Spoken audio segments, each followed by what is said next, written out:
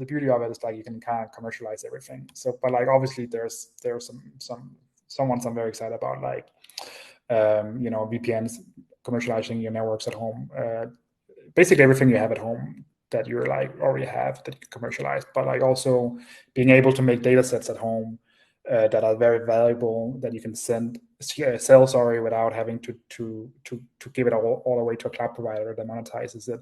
I'm an open source developer. I'm very excited also about being able to sell software. If for some of the stuff I do, sell licenses to software, again, just from my home, and being able to distribute that without having to have other people monetize that, which is what happens a lot right now in that community.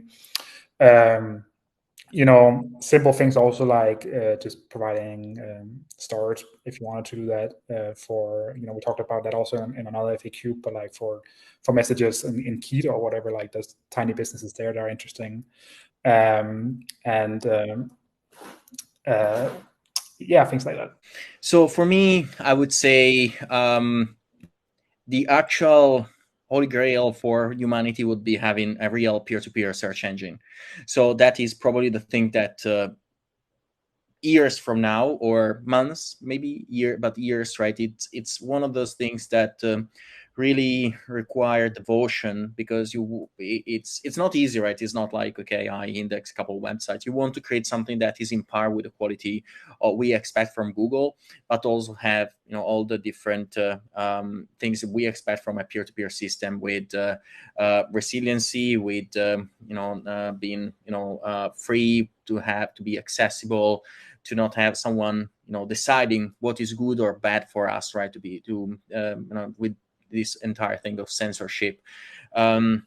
So that would be one. I think peer-to-peer mapping is quite interesting. More than peer-to-peer mapping is kind of social mapping. If you think about it, it's like people on the earth are contributing to advertise and populate of content the areas of the world that they know better.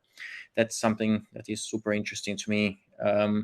Then an application to carry with you, quote unquote, carry with you your digital personal life. So maybe bundle to a Ledger wallet, hardware wallet, so you can have just 24 words to get back access to all your entire personal life wherever you are, right? So you can cross borders with nothing, and then buy a laptop and boom, you download, you have just 24 words, you download, you can get access to everything you want. And not like you have to take the entire pack of your terabytes of digital life. You just selectively access to what you need and take that, right? Super exciting, super cool. I would say a Twitch Twitch competitor is quite interesting, because now it's one of the most complicated things about one of the reasons why streamers are actually using centralized platforms is that, imagine you are a super successful streamer, you want to stream to you need to be able to provide streams to 10 million people, right? And of course your local home bandwidth would not cope with that, but that's the beauty of Holepunch. You can, if you remember how BitTorrent was working, you can actually, the more people are downloading your streams, they will start sharing among themselves, and will the faster we'll get, in a sense. So that is a massive use case if you think about it. And definitely peer-to-peer social networks.